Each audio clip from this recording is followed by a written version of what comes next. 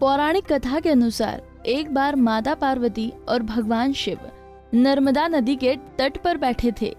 तब माता पार्वती ने शिव जी के साथ चौपड़ खेलने की इच्छा जताई। भगवान शिव भी तैयार हो गए। भोलेनाथ ने चौपड़ खेलना शुरू किया, लेकिन इस खेल में मुश्किल थी कि हार जीत का फैसला कौन करेगा।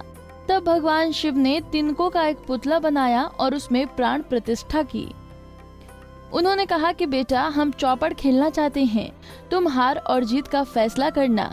फिर माता पार्वती और भगवान शिव चौपड़ खेलने लगे। 3 बार चौपड़ का खेल हुआ और माता पार्वती तीनों बार जीत गयीं। खेल के अंत में उस बालक से विजेता की घोषणा करने को कहा गया। उस बालक ने भगवान शिव को विजेता घोषित कर दिया। इससे माता पार्वती क्रोधित हो गयी और गुस्से में आकर उसे लंगड़ा होने तथा कीचड़ में पड़े रहने का श्राप दे दिया।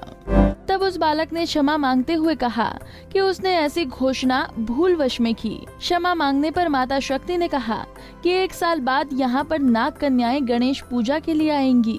उनके बताए अनुसार तुम भी गणेश व्रत करना, उनके प्रभाव से फिर तुम मुझे प्राप्त करने में सफल होंगे। इसके बाद माता पार्वती और भगवान शिव अपने धाम चले गए। लगभग 1 वर्ष बीतने पर वहाँ नाग कन्याएं आई।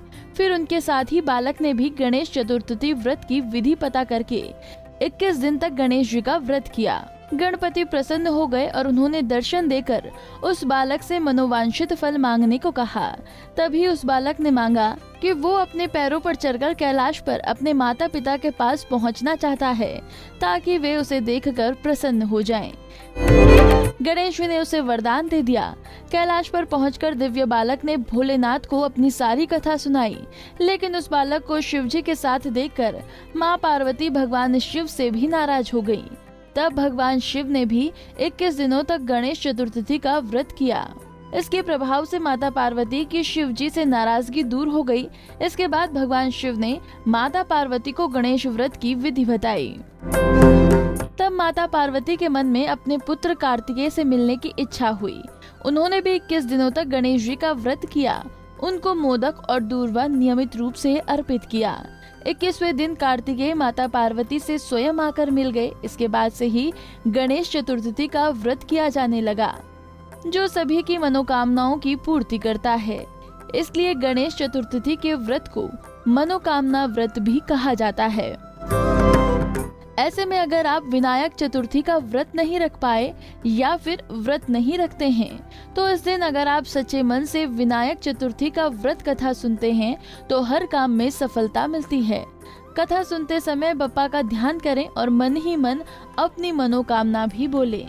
ध्यान रखें कि इस कथा को सुनते समय आपके मन में किसी के प्रति कपट न हो। अगर आप इस विधि से पूरी निष्ठा के साथ इस कथा को सुन लेते हैं तो भगवान गणेश आपकी हर मनोकामना पूरी करते हैं। इसी तरह की और भी जानकारी लेने के लिए हमारे चैनल को सब्सक्राइब करें और नई वीडियो की नोटिफिकेशन के लिए बेल आइकॉन दबाएं। अगर आप ये वीडियो फेसबुक पर देख रहे हैं तो वीडियो को लाइक और शेयर करें। साथ ही अपनी राय कमेंट बॉक्स में जरूर बताएं। धन्यवाद।